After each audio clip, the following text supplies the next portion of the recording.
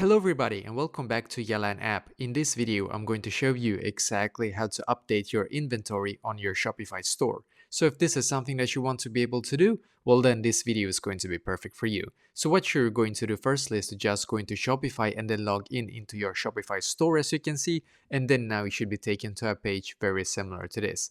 Now what I like to do to be able to update my inventory is to firstly click where it says products right here.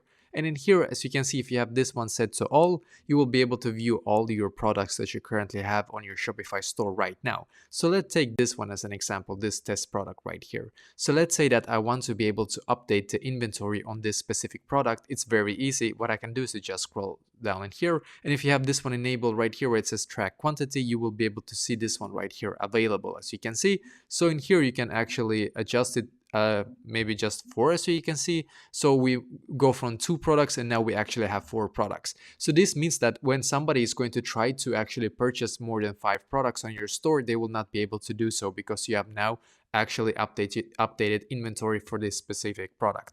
And if you want to be able to do so for the others, just go here and just check the others as well. And that is basically exactly how to do this.